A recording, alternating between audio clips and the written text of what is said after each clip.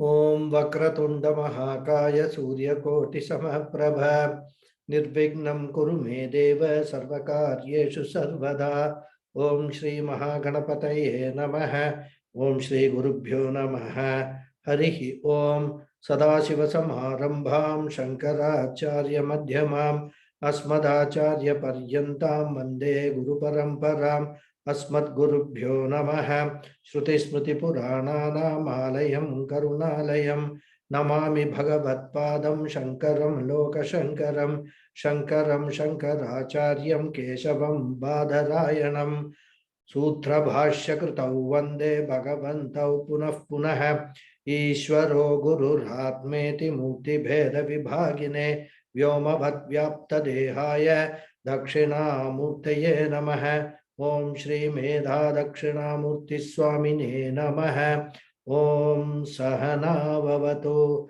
Sahanau Bhunakto Sahaviryam Karavavahai Tejasvinavadhetamastu ma Vidvishavahai Om Shanti Shanti Shanti Harihi Om Shri Gurubhyo Namaha Harihi Om Om Parthaya Pratibodhitam Bhagavata Narayanena Swayam Vyasena Gratitam Purana Munina Madhye Mahabharatam Advaitamrita Varshinim Bhagavatim Ashtadashadhyayinim Ambatvam Anusandhadami Bhagavat Gite Bhavadveshinim Yam Brahma Varunendra Rudra Marutah Stunvanti Divyaistavaihi Vedais Sankapadakramopanishadaihi Gayanti Yam Samagaha Dhyanavastita Dadgatena Manasam Pashyanti Yam Yoginah Yasyantanna Vidhusura Suraganah Devaya Tasmai Namaha. Namaste once again, everyone. Namaste, Guruji. Very happy Makara Sankranti to all of you. Guruji. Thank you, Guruji. Aapko bhi. Thank you. Aapko bhi aur sabhi ko bhi. The same.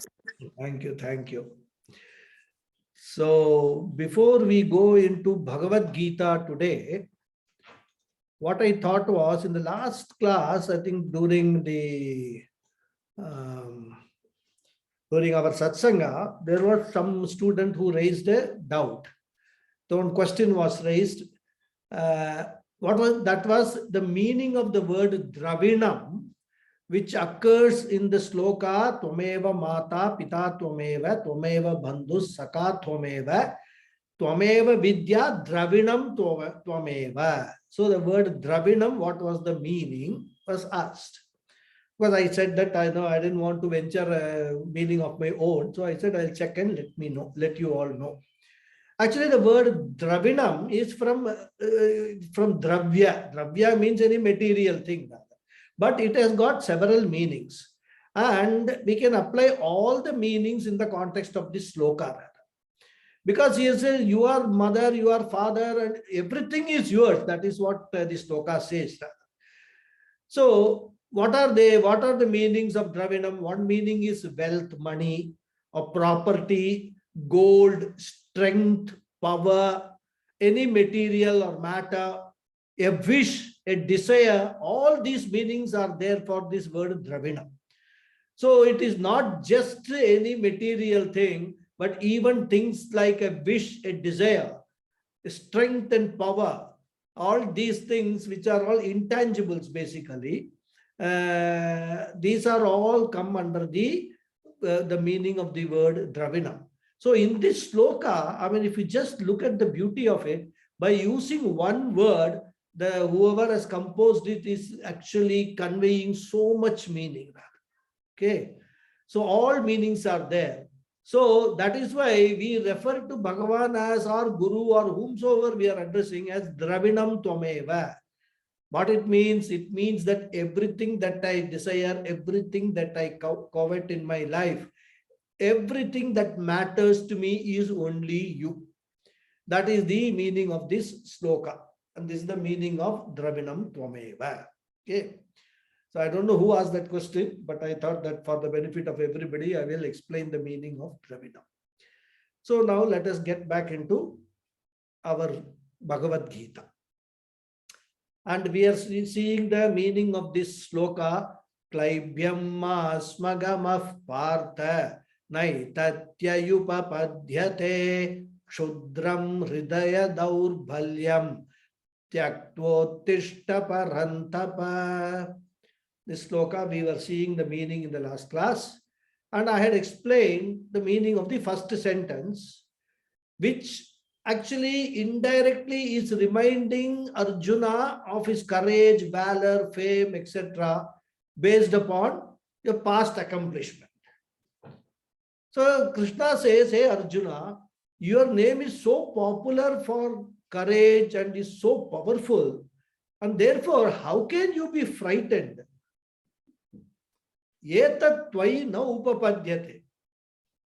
This action, this attitude on your part does not befit your status. That's what he's saying. So therefore, what he is advising Arjuna, what should Arjuna do now? Hridaya daurbalyam tyaktva. Throwing away this mental weakness. Hridaya means it refers to the mind here. Daurbalyam. Durbalasya bhava daurbalyam. So the weakness, faint-heartedness, unmanliness, you can take all these meanings rather, is kshudram. Kshudram means very mean, which makes you a lowly person, which is a disgrace for you, Arjuna. Therefore, tyaktva uttishta, giving up this kind of an attitude and this kind of faint-heartedness, get up. Arjuna, get up. Because Arjuna is sitting, probably like this, putting his hand on the head. So Krishna is now whipping up Arjuna. Like for example, he is basically a charioteer, like he whips the horses for them to run. He is now whipping up the Arjuna by using such strong words. But he is not trying to put down Arjuna. He is actually trying to sort of, use certain strong words so that Arjuna gets a little bit shaken and then he gets up and gets into action.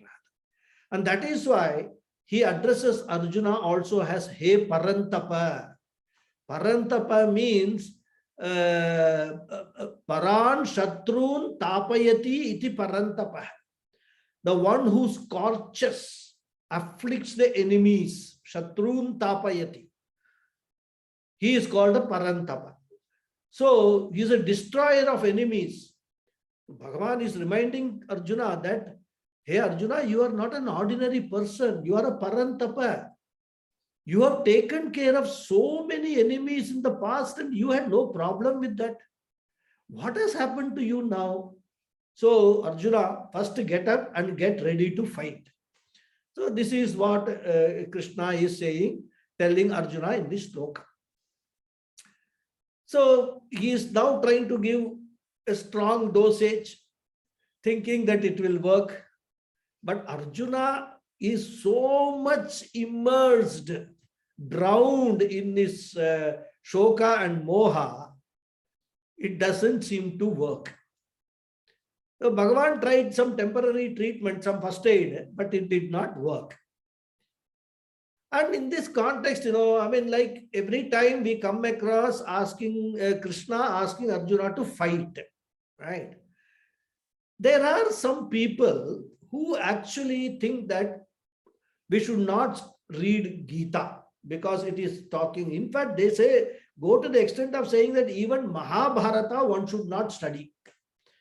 Mahabharata, in fact, they say you should not keep Mahabharata book also at your house because it will create lot of conflicts and fights within the family. As if without the Mahabharata book, the families are all leading a very, very peaceful and harmonious life, right? Conflicts in the family has nothing to do with what book you keep or what you study.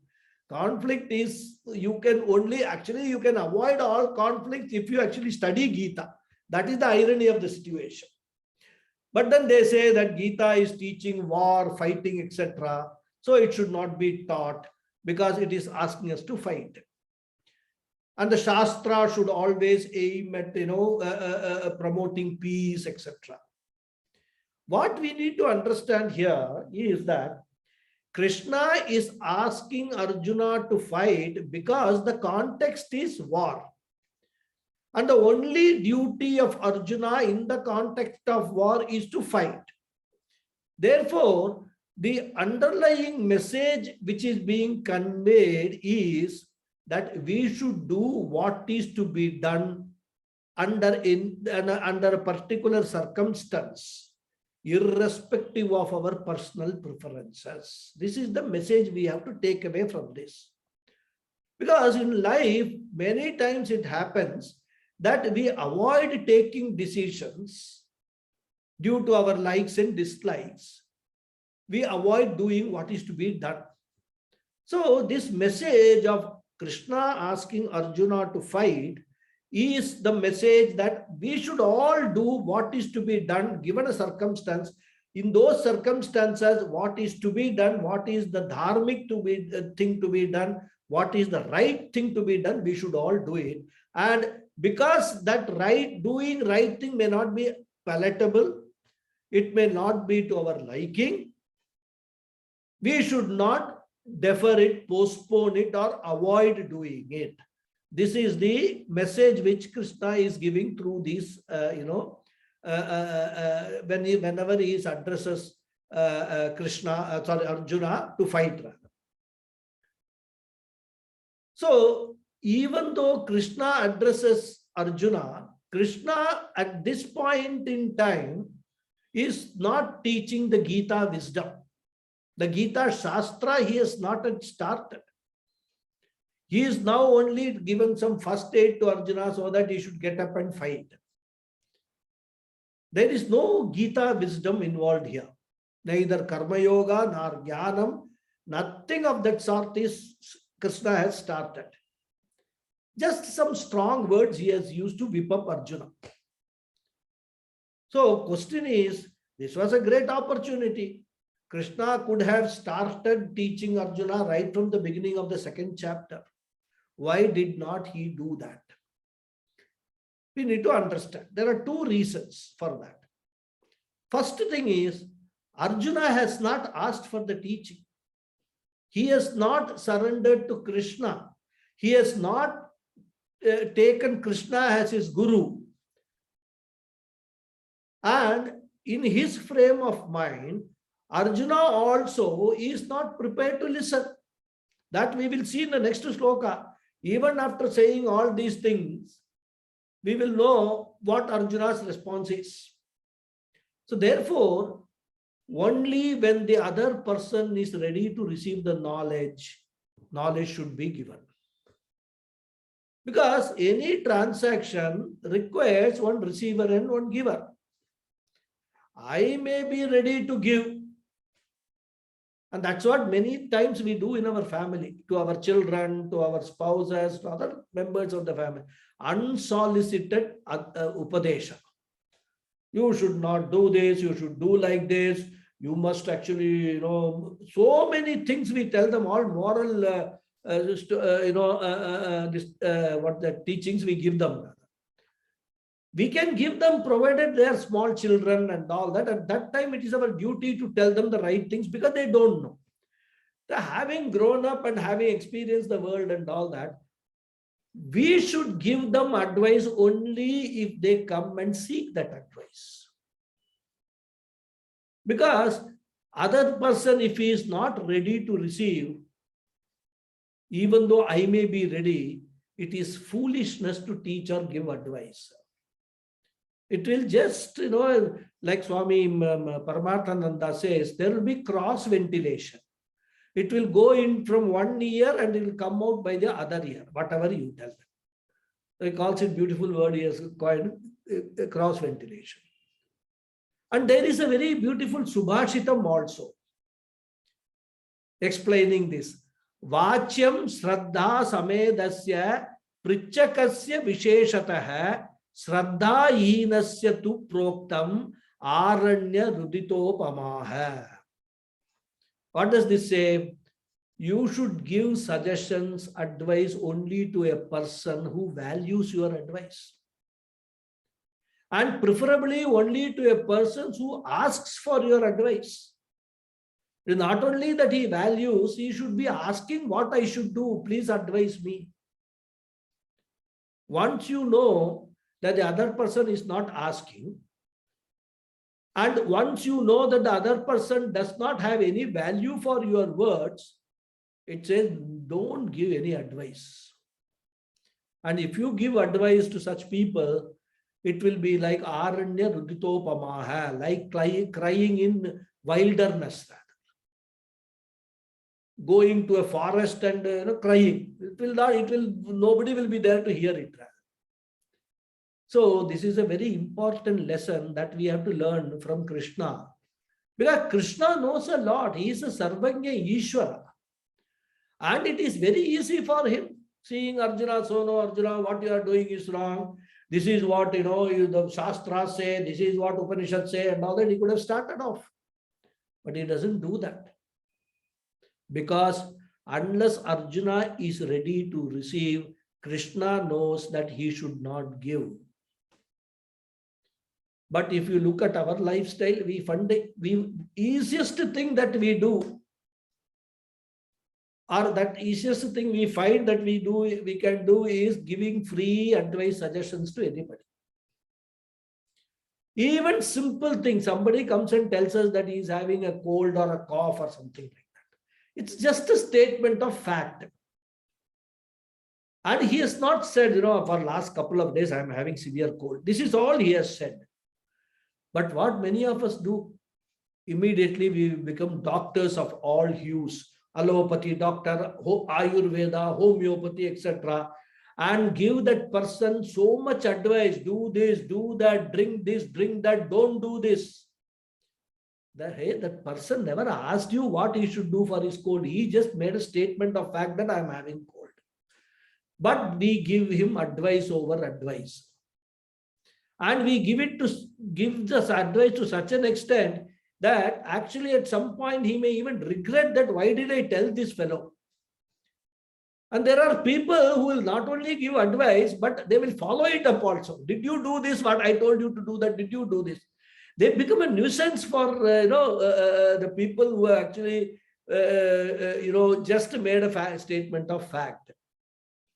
So what he will do next time, he will be very careful. He will not tell anything to anybody. He will just keep quiet. And in the whole process, what happens? That person, they lose all their respect for our words and even may avoid us all the time. So the important lesson is never give unsolicited advice. Give advice only when it is sought. And give advice only for what is being sought. And it is also a fact that the most difficult thing in life, we talked about easiest thing, giving advice. Most difficult thing in life is also to make another person listen to what we say. Isn't it? Because again, the same question, if that person is not interested, it will be falling on deaf ears. Krishna understands all this psychology. Therefore, he does not advise.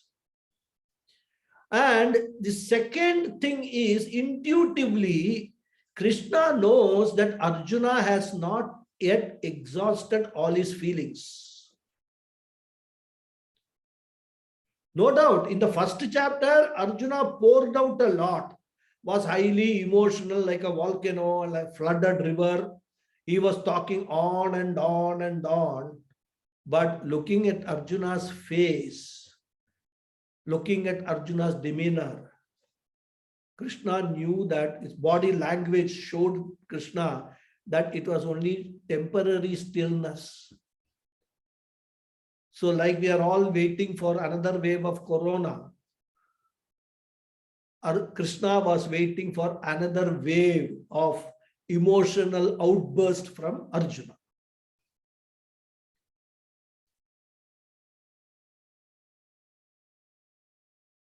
And Krishna also knows that if we suppose starts teaching Gita, he may say a couple of words, he will just start off, and Arjuna, what will he do? He will again come out with lot of words.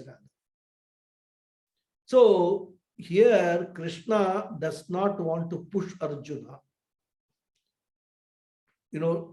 push him to a corner, but he just wants to sort of little bit encourage him and test whether he has exhausted all his feelings. And we will find that Arjuna again starts off in the next verse, and he has got a lot more to say. So Krishna uses this master psychology, and yes, only 2 words uses to whip up the Arjuna, so that Arjuna will come up with some more of his emotion, and Arjuna is going to come, and after exhausting all his emotions, Arjuna will finally say, I have exhausted and I have surrendered to you. Now you speak and I will listen. This he will say, Arjuna, in another couple of slokas we will see.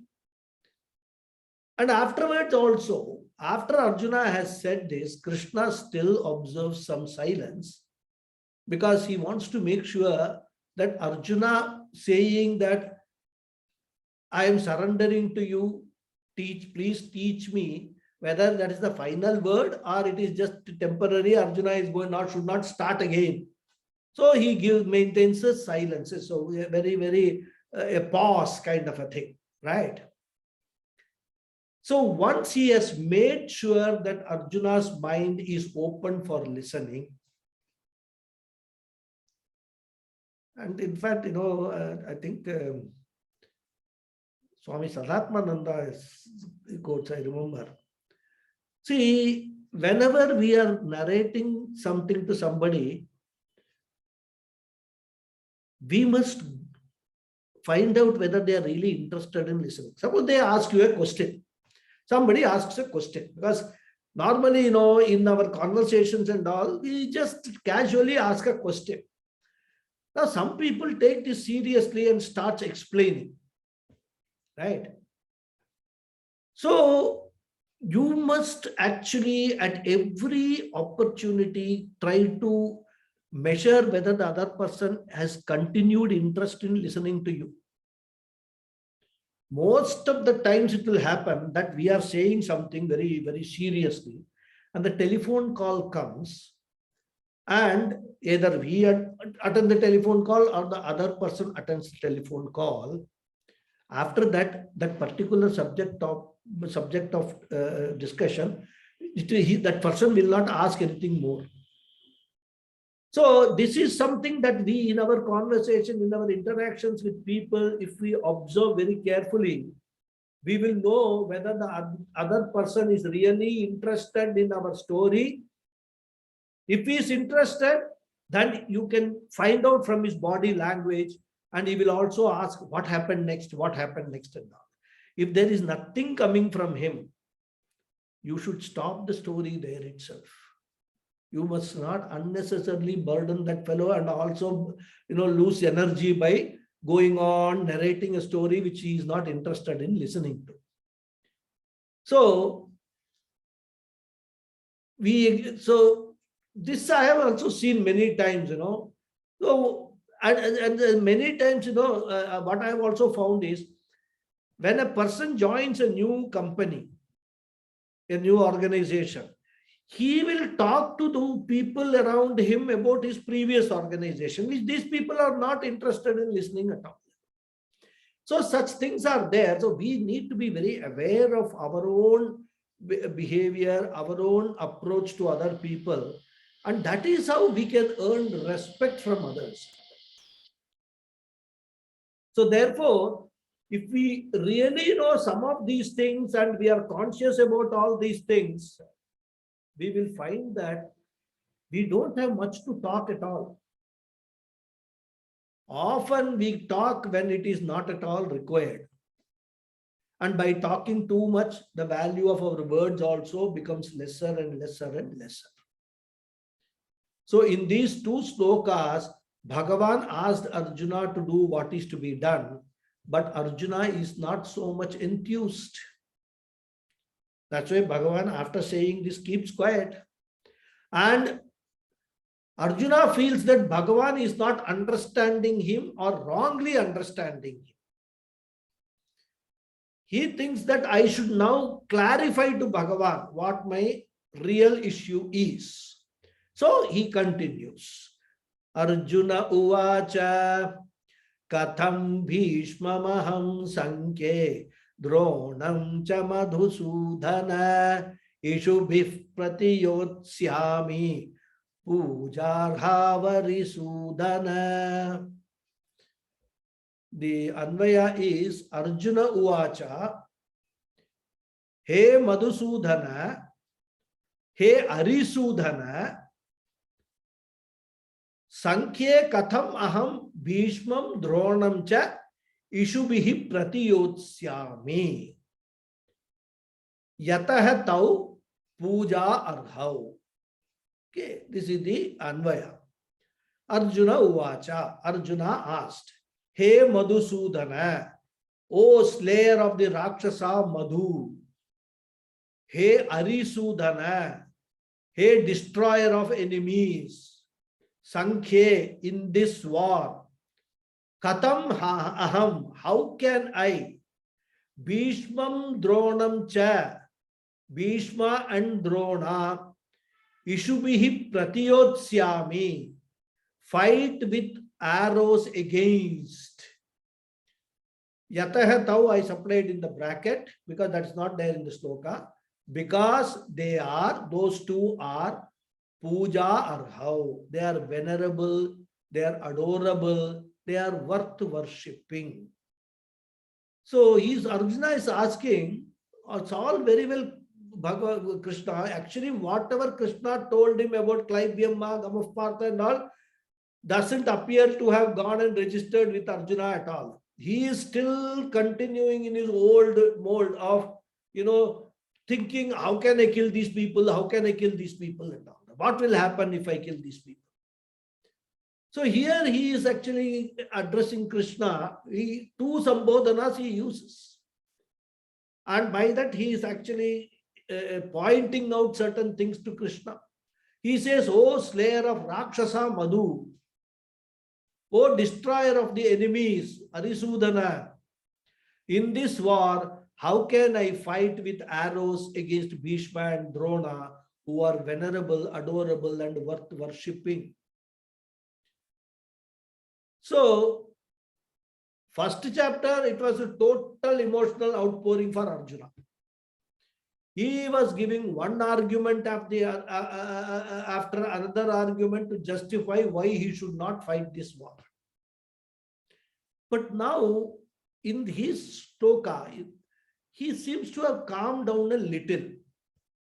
And he is now trying to explain his problem from a different angle. So what he is trying to say is, hey Krishna, my problem is not that I am afraid of the enemies, nor do I have any fear. My problem has got nothing to do with all these things. My main issue is, how can I fight against people whom I respect most? The people who deserve my worship, the people who deserve my puja, my garlands. How can I fight them with arrows? Because once I shoot the arrows, they will be dead. And that is something unthinkable for me. And that is why I don't want to fight the war. See, earlier he was giving all sorts of things about, this will happen, that will happen, and all that. Varna Sankara will happen, and there will be the females will be becoming corrupt and all that. So many things he told, women will become corrupt and all. Now he is now bringing a totally different, a personal angle into this whole thing. from a total social angle, he has now come to a personal angle. He says that these people, I respect them. How can I fight them, Krishna? And he uses two words in Sambodhana, Madhusudana and Arisudana. Sudana means slayer or a destroyer. That's the meaning of the word. So as Vishnu, he had killed one Rakshasa called Madhu. Also, as he had destroyed so many enemies, even Bhagavan Krishna himself, right from his childhood, from Kamsavadam and all that, Putanavadam, he has been killing lot of these adharmic people, all enemies of dharma. And that is why he has been saying, Vinashayacha Dushkritam. He says, he has taken avatara only for, destroying all the people who are Dushkrita, who are all, adharmic people, wrongdoers. So what Arjuna is implying here is, hey Krishna, you are a Madhusudana, you are a Arisudana, your job was very simple. You destroyed many Rakshasas and you did not have any conflict. Those people were not even related to you. You had no respect for those fellows, so you killed them. You destroyed them. It was not difficult. But here I am not fighting Rakshasas, but I am fighting the most respected Bhishma and Drona, who are not only honorable people, but also my gurus. Therefore, I cannot imagine doing such a thing. This is what Arjuna is saying. Katham, how? Bhishma Pitamaha, Dronam, the Acharya from whom I have learned archery. Pratiyotsyami. Pratiyotsyami means fight against, fight back against. Ishubihi, with arrows. Sankhye, in this battlefield. He says, I cannot even fight against them through words. Even a verbal duel, whenever they are there, I keep my mouth shut. I only answer them when they ask me a question. I never even enter into a verbal argument or verbal discussion with them. They are so highly placed in my heart. It is not right on my part to even enter into a verbal duel with them. What to talk of fighting them with arrows? They are pujarhau. Because we have to supply this yataha and tau. Because they are pujarhau, worth worshipping, worth doing puja to. Pujam arha pujarha. So this is dual case. There are two people referred, right? Puja means puja or worship. Arha means deserve. Pujarhau means they deserve my worship. In fact, I should be offering them chandanam, kumkumam, mala and all that. That is their place in my life. Dronacharya, he has taught me so many things. If I am here, standing here and fighting this war, it is because of Dronacharya. And Bhishma Pitamaha, he has given so much affection to me. Right from my childhood, I have played in his lap. And how can I fight against them? I cannot even think of such a possibility. And suppose I don't fight, but they actually start the fight. They actually start, sending arrows. Even in that case, how can I not, how can I fight back? Pratiyotsyami. Because someone may say, since they are going to fight against you, what is wrong in your fighting back? Arjuna says that even in that situation, I cannot fight back. So there is one character of Arjuna which we are seeing here. He is a very noble person. he has got a lot of gratitude for all those people, irrespective of what they are now, for the past, whatever they have done to Arjuna, whatever, he has got a lot of gratitude, lot of respect for these people, which is a very good quality. So that quality he is exhibiting again. But as I said, it is misconceived under the circumstances. It is not this is not the occasion to show all those things rather. So that is why he is saying that, thinking in mind, what I was thinking was not perhaps understood by you properly, O Krishna. My running away is not out of fear, but because of my emotional consideration. And he further says it is not only that, Guru nahatva hi mahanubhavan Shreyo bhoktum bhaikshyamapi haloke Hatvartakamastu guru nihaiva Bhunjiya bhogan rudira pradigdan. So he continues. He says, I'll tell you one more reason. The Anvaya for this sloka is Mahanubhavan Gurun Ahatva Ihaloke Bhaiksham Api Bhoktum Hi Shreya. Gurun Hatva tu Rudira Pradigdan Arthakaman Bhogan Iha Eva Bunjiya. This is the Anvaya. So he says Gurun Ahatva. Without killing the gurus, that is my teachers and elders, who are Mahanubhavan, who are noble, who have great personality. Maha means great. Anubhava means Mahima, dignified personalities. Ahatva, not killing them. Ihaloke, in this world. Bhaikshyam. Bhaikshyam means, it is again Tadita word. It is food collected by begging. That is called Bhiksha and Bhaikshyam. I'll tell you the difference later about Bhiksha and Bhaikshyam also. So food collected by begging. Api, even. Bhoktum, eating. He indeed is Shreya, better. So here we say that Hatva, having killed.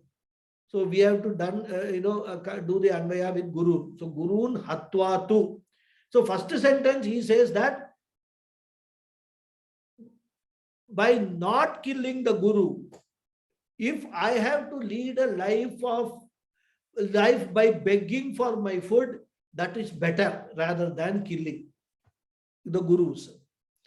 Then in the second sentence he says, Hatva tu, on the other hand, having killed Iha Eva in this world, Bunjiya, I will be enjoying Arthakaman, wealth and all sense objects, Bhogan, objects of enjoyments, which will be Rudira Pradigdan. They will all be stained with blood. So, what is Arjuna conveying in this sloka? He says that not killing my elders and teachers, if I have to live on bhiksha, begging for food, that indeed is better. So in the choice between killing them to have a luxurious life or living on bhiksha without killing them, the latter is better. So he is saying that without killing the teachers and elders who are of great nobility, even living on alms is a better option in this world, even though it is not a preferable thing to do. Arjuna knows that he cannot go for begging. Because as per Shastra, for Kshatriyas and Grihasthas, asking for bhiksha is not proper. And that is why he says, Bhaiksyam api, even living on bhiksha is better. That word api has got this very important connotation. So Bhaikshyam api, even living on Bhiksha is better than killing my gurus and elders, says. So if he has to choose between the two options, one is by killing Bhishma and Drona, get the kingdom, lead a very luxurious life. This is one option. Second option is, he does not fight this war, then what will he have to do? He cannot live in the country because Duryodhana will not give him any place to live. He will throw them out again back to the forest only. Duryodhana already told these people that he was not prepared to even give them space equivalent to a needle point. That is what Duryodhana told Krishna, that I won't give them anything. They have to, go away rather. So Arjuna knows that he cannot, once he doesn't fight the war, the only option is that he will have to leave for the forest once again. So once going to the forest, he will have to lead the life of a sannyasi or a vanaprastha, which means that he has to renounce his grihastha life. But in grihastha life, he can't ask for bhiksha, so he has to take up either sannyasa or vanaprastha. And then he can then take bhiksha. But being a grihastha, which he was, and living on bhiksha is a papa karma. This is according to Dharma Shastra. Yet grihastha cannot live on bhiksha. Bhiksha life is possible only for a brahmachari. Because bhiksha means what? Going to different houses and asking for food. That is why when we do Upanayanam, he starts with this practice. Bhavati bhikshan dehi. All those people who have attended Upanayanam or done Upanayanam for their children, they will know that training starts right from the time of this Upanayanam to ask for bhiksha. When you ask for bhiksha, that is the first step in spiritual path. You are actually controlling your ego and going and begging for food. That is why right from brahmacharyam, this is inculcated. This ego dilution process is inculcated right from brahmacharyam in our culture. So a brahmachari should not earn anything. His job is only to study and live on bhiksha. If whatever he gets, he has to eat that. Similarly, a vanaprastha is also supposed to live only on bhiksha. A sannyasi has to live on bhiksha. Therefore, out of the 4 ashramas, which is what? Brahmacharyam, grihastha, vanaprastha and sannyasa, 3 have to live on bhiksha. So, as per Parishesha Nyaya, if 3 have to beg for food, there should be somebody to give food, isn't it? So, the grihastha has to be the giver. He is the one who is left out. So, unless grihastha gives, these people cannot survive. But suppose now if grihastha also wants to live on bhiksha, means what?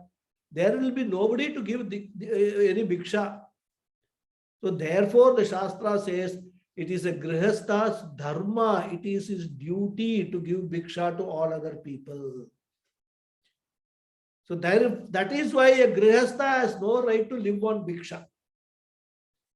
And if he does that, it says that it would be a papa karma. It would come under pratyavaya papa, pratyavaya dosha.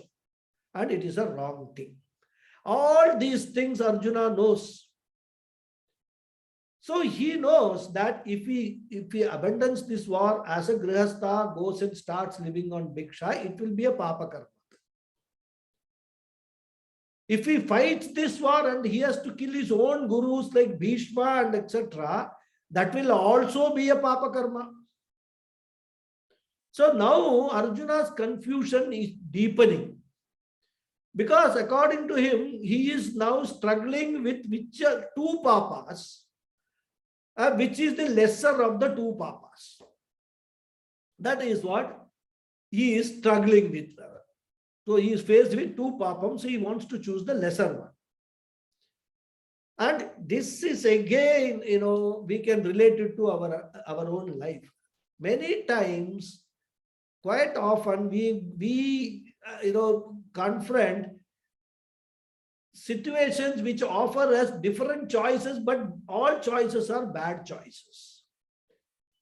Even in those circumstances, what many people do, they will postpone the decision because they don't want to go for either this or that. Well, if we have to decide between good and bad, it's not a problem. Easily we can choose the good. But often the things will be like devil and deep sea choice. We have to choose between different bad choices. And that is when we try to avoid decisions. But like in life, decisions have to be made. Like that, Arjuna also has to choose between two papams, Bhishmadivadam and Bhaikshyam. So these two things he has to choose. Well, Bhaikshyam, I said, I will explain. Bhiksha means food collected from one house. That is Bhiksha. Whereas when food is collected from several houses, it is called Bhaikshyam. So what you can say, a combined Bhiksha is Bhaikshyam. Because many times it will happen that you go to one house, they will give you very little, which is not be sufficient. So you have to go to several houses. In some houses, they will say, I don't have anything to give. So that is why he says Bhaikshyam. I may have to go to several houses and beg for food. Then he is now giving his verdict. Between these two wrong actions, Bhaikshyam bhoktum hi shreyaha. He feels it is a lesser papa than Mahanubhavan Gurun Nihatva. Those people who are glorious, who are great, rather than killing them, it is better to incur such a sin as Bhaikshyam. That is what he is saying in this sloka. And he makes one more point. Suppose, he says, we choose to fight the war and kill these gurus. No doubt, there is a brighter side. We are incurring sin, but there seems to be a brighter side that we will get back our kingdom. And instead of lying on the ground, in the ground, in the forest, with all mosquitoes and all sorts of animals and all, forest living is not an easy thing. And not these days. Of course, these days they have got resorts in forests and all that. That's a totally different style of living. But those days, rather, just you are to just you are exposed to all natural things there, whether it is mosquitoes, insects, animals, all those things rather. So instead of all that, if we kill these people, we will have palaces. We will also have very nice things. But hey Krishna, do you think that we will be able to enjoy all these palatial things? We will be tormented for our entire life because the pleasures born out of such a victory will not be enjoyable as they will be Rudira Pradigda. Rudira means blood. They will all be smeared with blood of these people. They will be tainted with the blood of these people. That means any enjoyment that I will have, I will be only reminded of this big heinous crime that I'm going to commit. So what we are thinking that we will be enjoying will be all blood-stained wealth and blood-stained pleasures. That is what we will be enjoying. So these two options are posing a dilemma. One option or one dilemma is arising out of a Swadharma Parityaga, which is giving up a righteous war, a dharmic war. Dharma yuddhasya parityajya swadharma parityaga.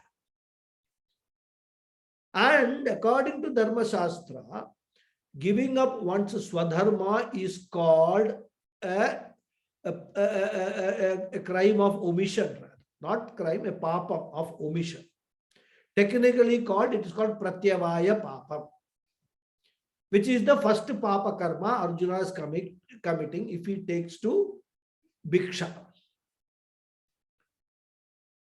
And the other aspect of taking to Bhiksha is, for a Grihastha, to live on Bhiksha is Paradharma Parigraha, taking up somebody else's duty.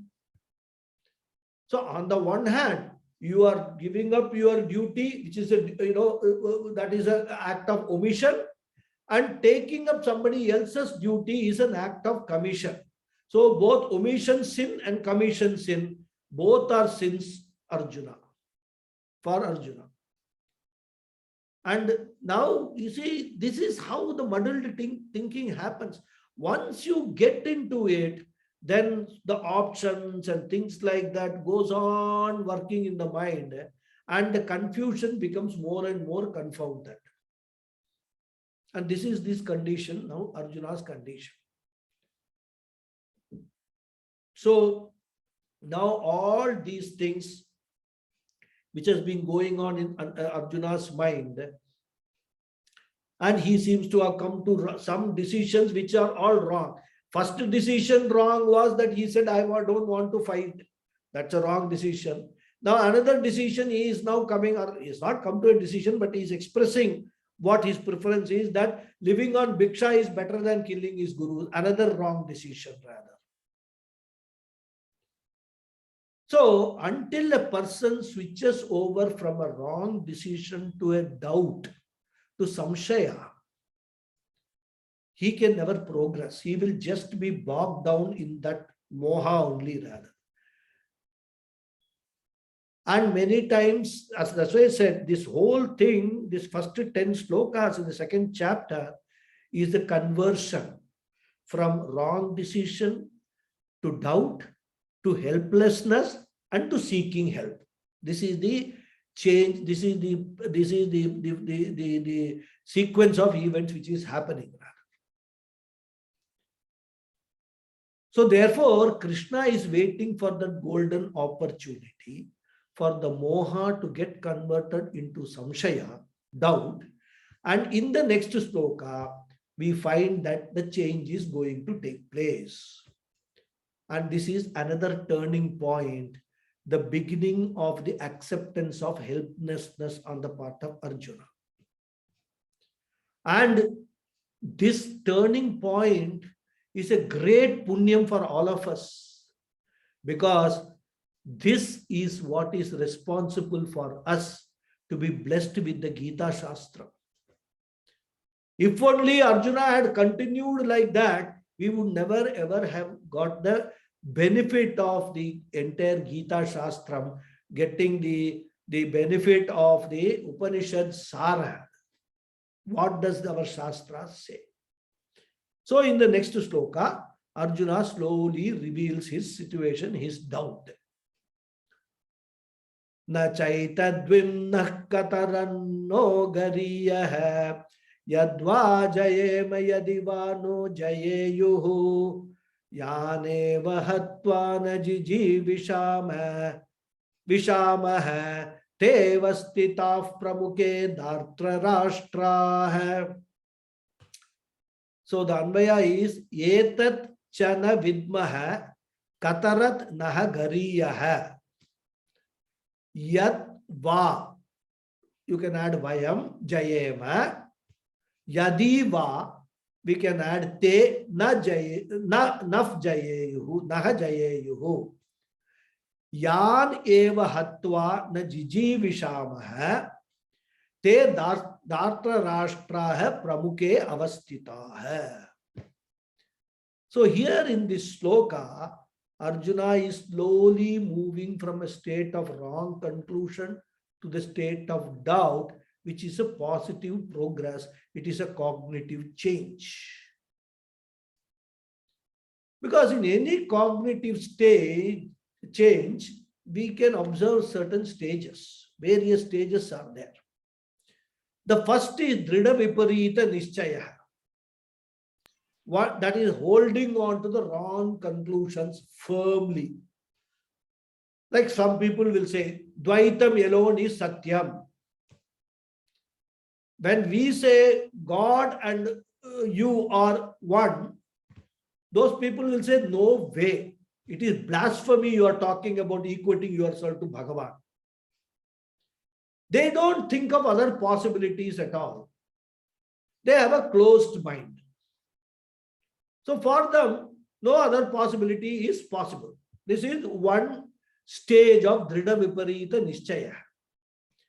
From there, we slowly come down a little. There will be a Asambhavana Buddhi.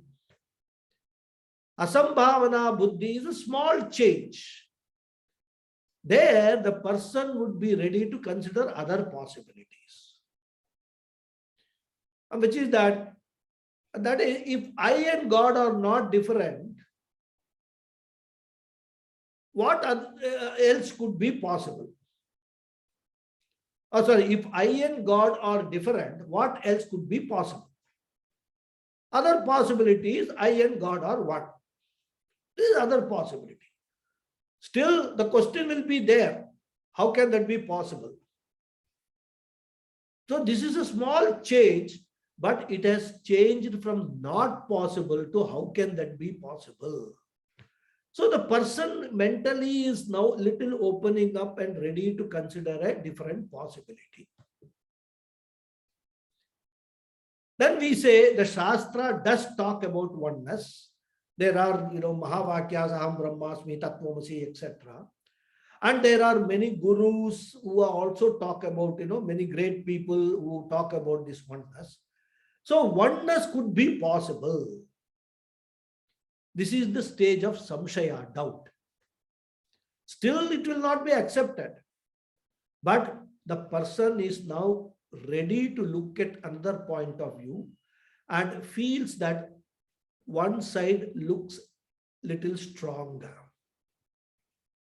There seems to be a possibility that Advaita, non-difference, may be correct.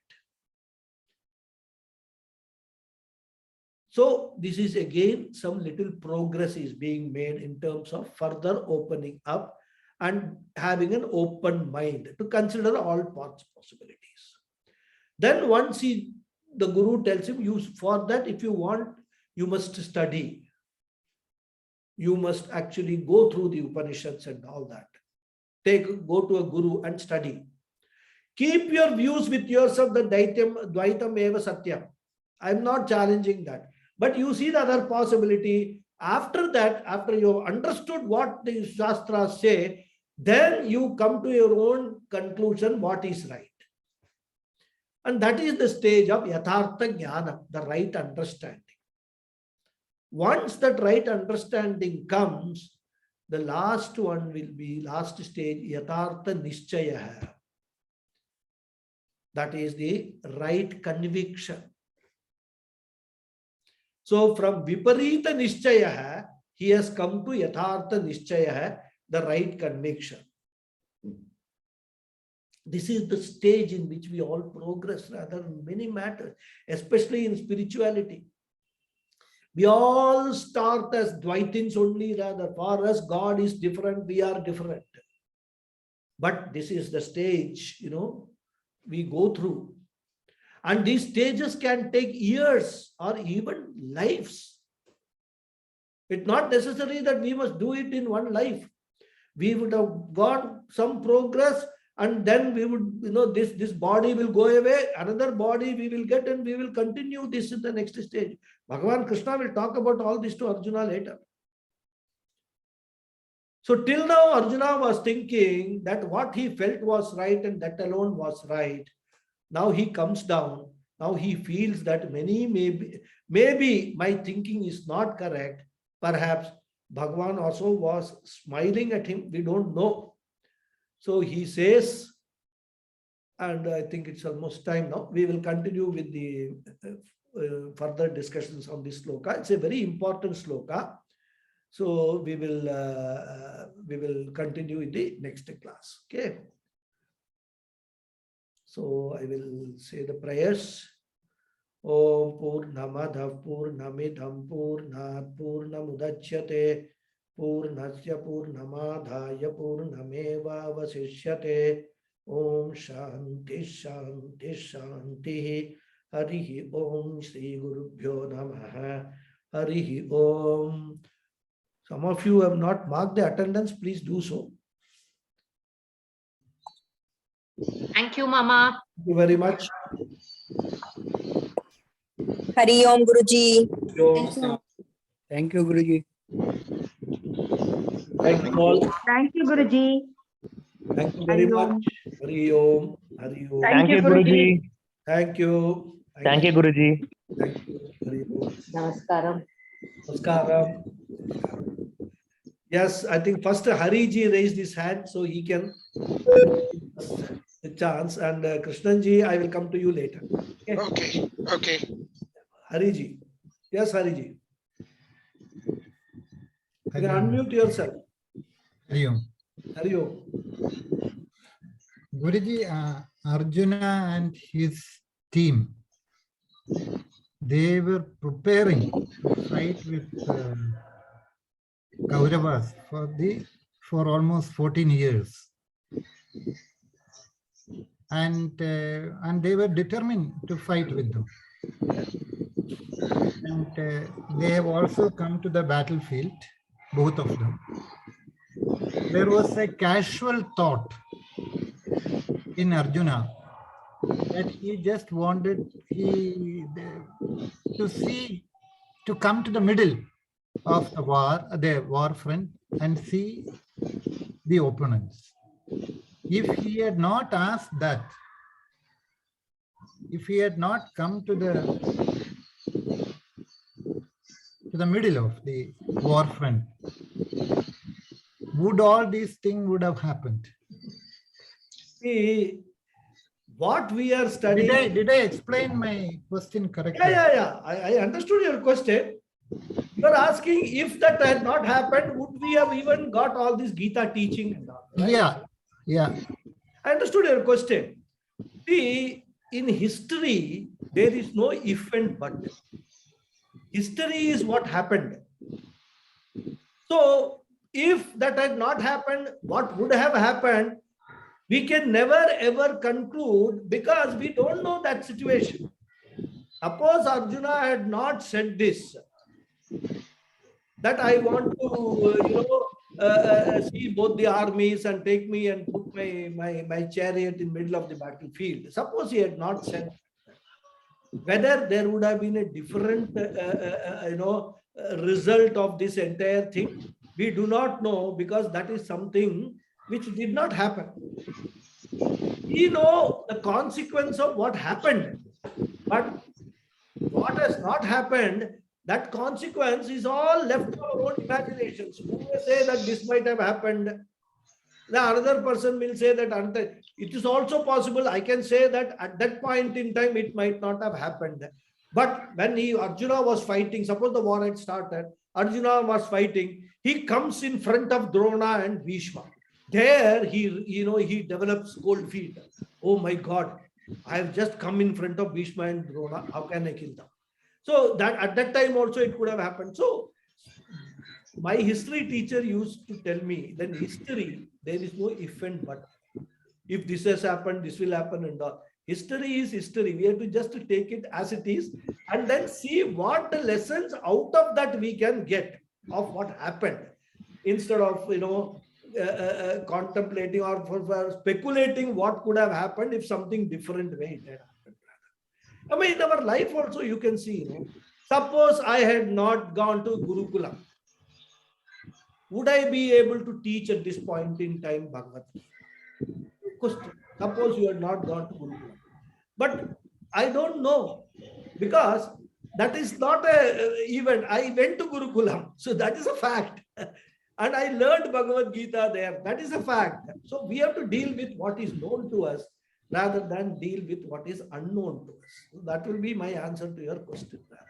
So many possibilities will eventually later on, when Arjuna, this teaching is going on, Bhagavan says, Nimitta Matram Bhava Arjuna, you are not going to kill anybody. Those people's fate is already decided. You are only a nimitta, an instrument for carrying out or giving that fate. I have already asked Ishvara, I have decided what their fate is going to be according to their karmas. They are going to face that in any case. What your role is, you become a nimitta for that. So it is not that you are killing them. You are only an instrument for that. That is what Bhagavan says later. Actually, in this connection, no, Guruji, in Mahabharata, there is one episode where where Arjuna, after killing Drona, he asked Vyasar that, I shoot the arrows, but I feel that somebody is coming before me and killing them. Some person, the matted head and with Trishul and all. Then Vyasa, I read that episode, explains to Arjuna, saying that it is Rudra, and there is a very beautiful sloga. All Vishnu Sahasram names only with that they describe even Shiva. And he says it is he, that however capable you people are, you are not capable of killing. It is Rudra who is doing the job. So that is what Nimitta Bhava. It's not Guruji? Correct. Correct. Where is that? So that is what we have to understand. The question is a very valid question. What if it had not happened? What if Modi had not become the Prime Minister of India? What would have happened? What if Rahul Gandhi had become the Prime Minister? What would have happened? These are all speculative questions. These things we never know, isn't it? So similarly, if Arjuna thought had not come, what would have happened? We don't know. It occurred to him, it happened. That we know, that is what we are studying. Okay, that's the best answer I can give. Okay. Krishnanji, yes. Yeah. Now, this is regarding that four things: Brahmacharya, Grahastha, Vanaprastha, and Sannyasi. Now, when is there a possibility a Grahastha going into Vanaprastha? In the Grihastha life, there is a possibility. There was a possibility, but of course, in today's context, in the context of today's society, it's a question mark. Because earlier the society was organized in a totally different manner. That there were Grihasthas who were actually leading a dharmic life, right? According to the Grihya Sutras and things like that and all, the Grihastha's life was totally devoted to Karma Yoga. So the Karma Yoga practiced through all these rituals, practicing everything with the right attitude, with Prasada Buddhi and all, they were doing, and they were also following all the Dharma, whatever Dharma Shastra ordained for a Grihastha. And that is why, Atiti Devo Baba was there. In fact, in those times, in Vedic times, they will cook the food and they will not eat. They will go and search for a guest and bring that guest and feed that guest, and then only they will eat. So all those kind of things were there in terms of and there was no problem, because there would be some brahmachari will be there, or a vanaprastha will be there, or a sannyasi will be there. But in today's life, in fact, even sannyasis don't get bhiksha. There are so many sannyasis. That is why in Haridwar, in Rishikesh and all that, they have set up some centers where sannyasis can go and have their food rather, because people don't give them bhiksha. So in today's context, if you ask, is it possible for us to go vanaprastha and live on bhiksha? I will say it is a highly difficult task given the circumstances. Unless you go to an ashram, and in the ashram, you lead a vanaprastha life, but for your food and your shelter, you depend upon the ashram infrastructure. There also nobody is going to give you bhiksha. So these are all the practical problems of this yuga, Kali Yuga, and the kind of lives that we are leading. It is not easy at all. And we see so many sannyasis. The sannyasis are not supposed to go near Agni at all, because they have already given Tyaga, Agni Tyaga, they have done. They have done Tata by way to Agni. But I have seen many sannyasis, they do their own cooking. They have nobody to give them, so they are living on their own, cooking and eating and all that. They have to survive, Nobody gives them bhiksha. If you are somebody like Puja Swamiji or some very like Swami Paramathananda, only 1 out of maybe million sannyasi that those people will invite them to their house and give them bhiksha, or even where they are staying, they will actually prepare food from home and take it to them and all. Those people are managing somehow those sannyasis. But bulk of sannyasis have got no way to go. Nobody give them even 1 rupee. What to talk of bhiksha and all that. And mind you, every day you have to have bhiksha to at least one time. Forget 3 times. What is one time bhiksha you require? And also. Yes, Guruji, but the thing is that another point is that will grahasthas this duty, when does it get over? Because as long as he lives and if he is there with the family, unless and until there is no family to him at one point of time and he is alone, only then he can get into vanaprastha. Otherwise, as long as the family is there, then his karma or his duty is to protect the family.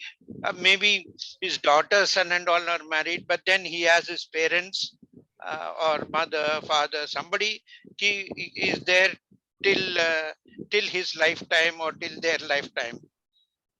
That is true, very true, because that all will come under Swadharma. So if you first take only the children, once the children have been educated, they have grown up and they are on their own, he is freed from all the responsibilities towards children, right? So we'll deal with it one by one. Once that is done, that responsibility children, he must not continue to support the children. Okay, after you have got a job also, I will support you, then I want to see your grandchildren, this, that and all. This kind of an attitude, if you have, you will never ever be able to get out of grihastha. And that's what most of us have got caught into. So that is why during the grihastha stage, if we have practiced karma yoga very well, then what is happening is that ripening of the ego takes place. And once the ego becomes fully ripened, it falls like a ripened fruit falls. Purva rukameva bandhanat mrityor mukshiya mamritat. You don't need to do anything. Once you have become, you practice karma yoga, then automatically these attachments with the children and things like that and all, it will automatically fall away. And if we are serious about it, there is a big role played by Ishvara also in that, which is like parents, you said, taking care of parents. There will be arrangements which will be in place for parents to be taken care of so that you are free to do whatever you want to do. And Vanaprastha, again, let me tell you, it is not necessary for us to go to a forest and live in the forest and all. Being in the house itself, living with the family itself, one can develop an attitude of Vanaprastha. What is Vanaprastha?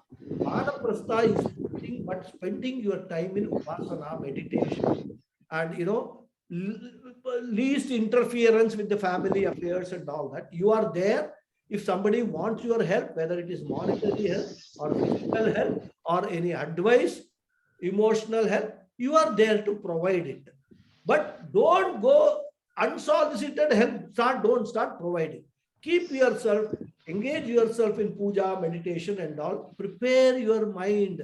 Chitta ekagrata and chitta naischalyam is what we achieve in Vanaprastha stage, which is very necessary for us to do the study of the Shastras, that is Upanishads, Bhagavad Gita. So you being at home, surrounded by everybody also, it is possible for us to, given, I'm talking about given the present day society circumstances, possible for us to practice these things to a great extent possible. And then you don't even, then from there, you can be a grihastha sannyasa. Living at home, you can practice sannyasa. Which means having an attitude is nothing belongs to me. I have given up everything. Let anything happen. There are other people whom I have handed over things. Let them take care of it. I am not going to run around. I am going to study Shastras. I am going to lead the life of a sannyasi, a life of a renouncee. I am going to lead the life. So So this is all, I mean, so as Swami Paramatmananda, he himself says, in today's time, all these ashramas and all are very difficult. And thinking about this itself, it increases the difficulty for us rather. So he says that one need not, in fact, Grihastha Sannyasa is the most difficult thing to do. Because on the one hand, you will be pulled by all your, these attachments and things like that. On the other hand, you want to get away from that. It's a very difficult, very challenging thing to do. But if one makes up one mind, there is nothing impossible in a Vedantin's dictionary. Best extent possible, we can keep on doing it, practicing it. Okay. That is how we have to do it rather. So when we come to Vanaprastha stage, spend more time in upasana, meditation, puja, reading, Bhagavatam, reading all these, our Puranas and things like that and all, listening to those talks and all that. That is how, like Puja Swamiji says, bringing more and more Ishvara into our lives. Vanaprastha stage is that stage where we have a full opportunity. We have earned enough. Grihastha stage, we have saved enough for our children. We have taken care of them. They have all grown up.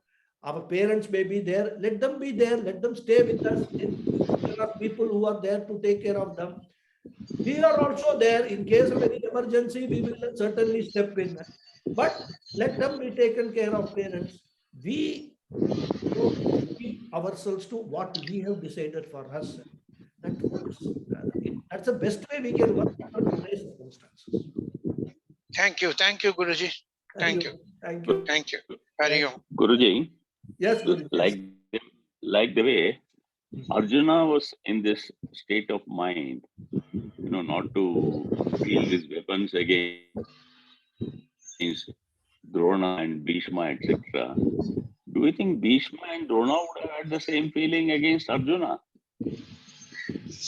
Well, that is not said here, but the answer could be from the circumstances. Answer is no.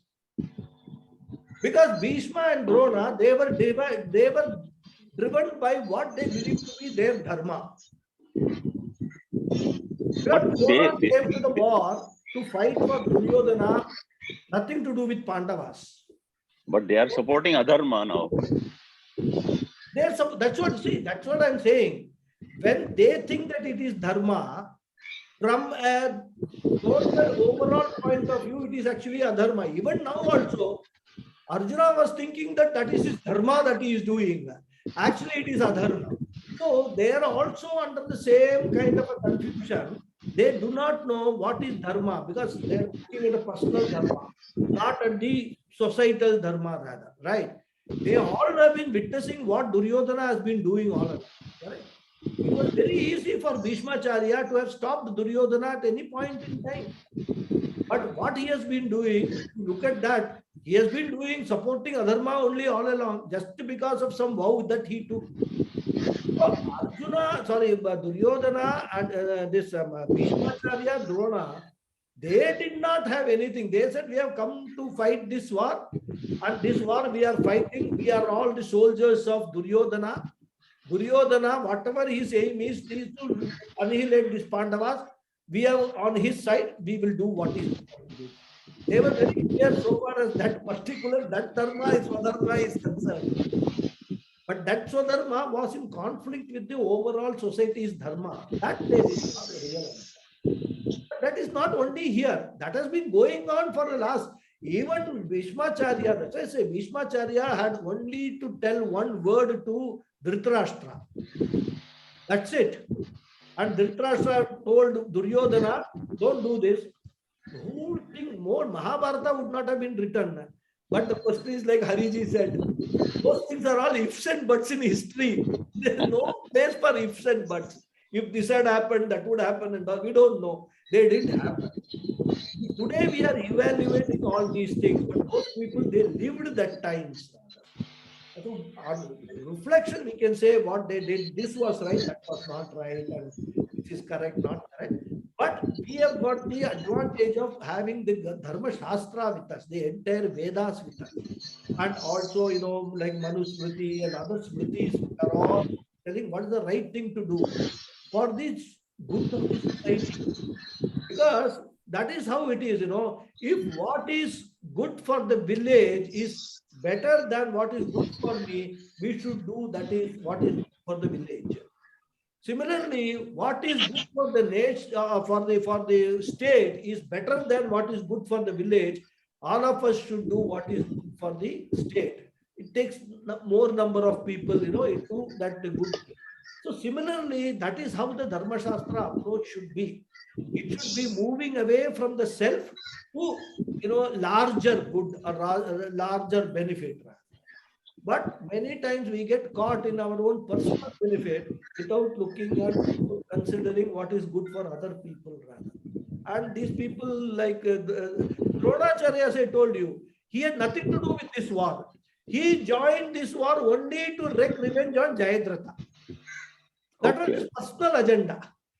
He does not care whether Pandavas rule or Kauravas rule or nothing. He was a teacher when Kauravas were ruled. His job was secured.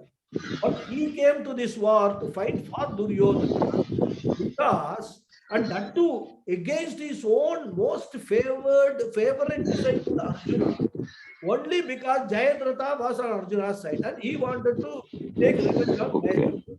Totally driven by personal agenda, nothing else. So these politicians today also learned from Mahabharata a lot of things. They are, doing the same thing by personal agenda. Nothing. They don't think about nation. They don't think about the welfare of the people and all. All do it. So that is the thing, that's how these are all the lessons. Mahabharata is there for us to learn the lessons.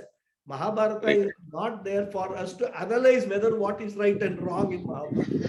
No, perhaps do the analysis and learn the lessons. Exactly. For learning the lessons, we have to do the analysis. No, but not to be judgmental about it. That's all. No, we cannot be. It's already happened, as you said. No, history is history. There the matter ends. And that's why it's a very good thing that we have that, the big epic. We can study it, we can understand. And I think in Mahabharata, there is no epic. All huge and shades of different characters which are there and all possible permutation, combination of human characteristics have been. That's a great work of Vyasacharya. Such a great understanding of human psychology and human behavior there in Mahabharata. Unfortunately, in this generation, even my previous generation and all, we have never ever studied Mahabharata completely.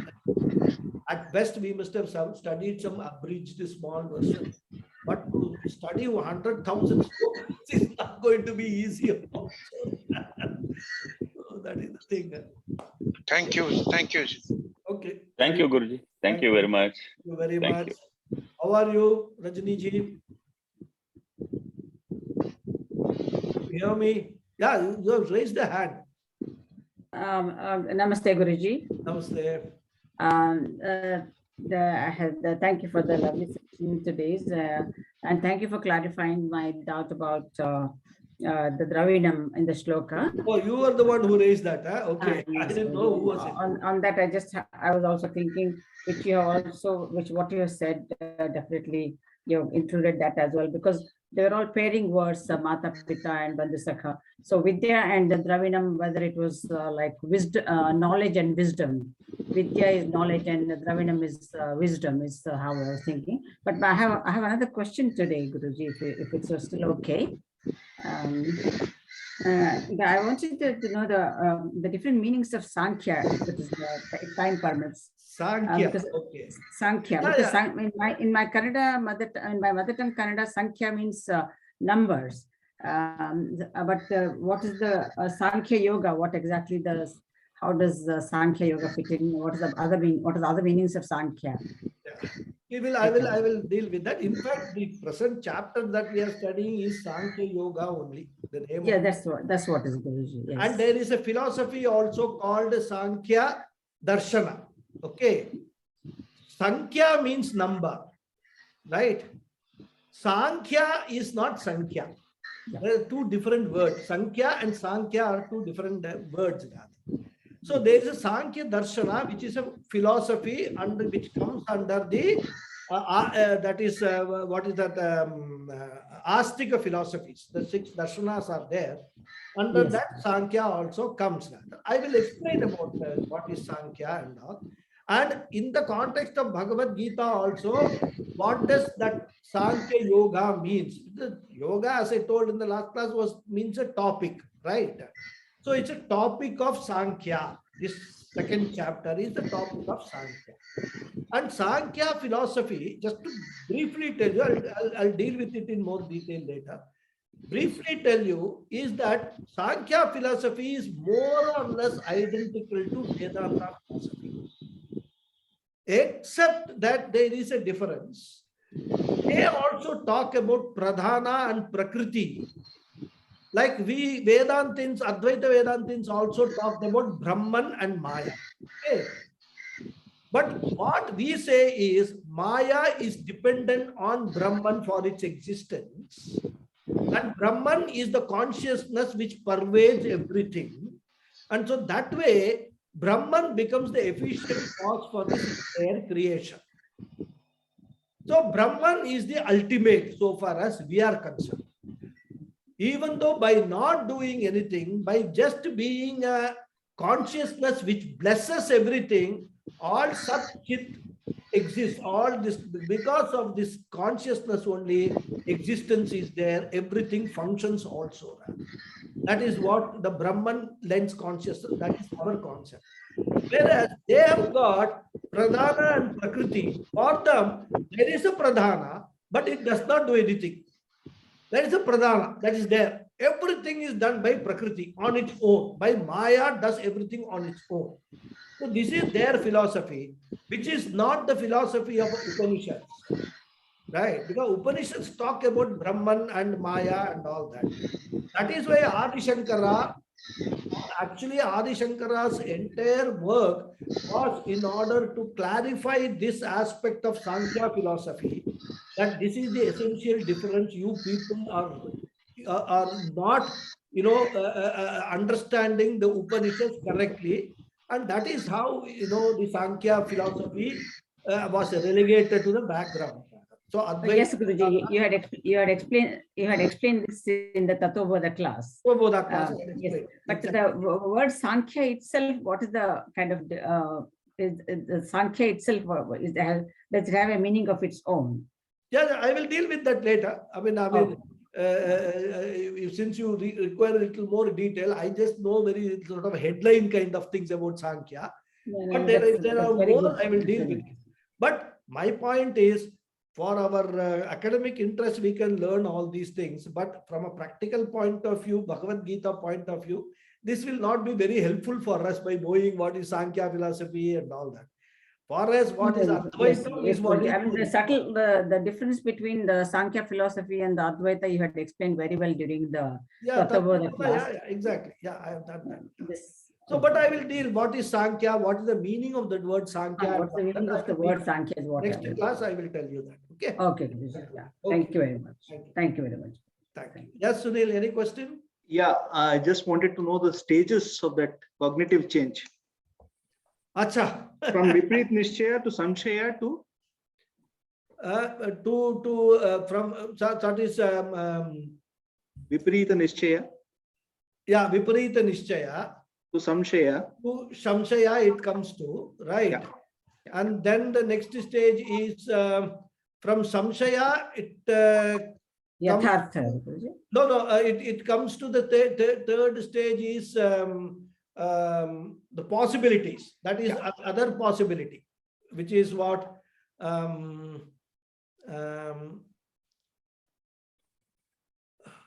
second, let me just check my notes.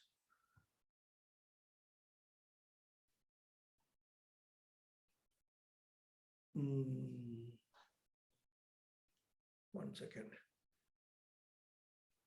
That is opening the other possibility.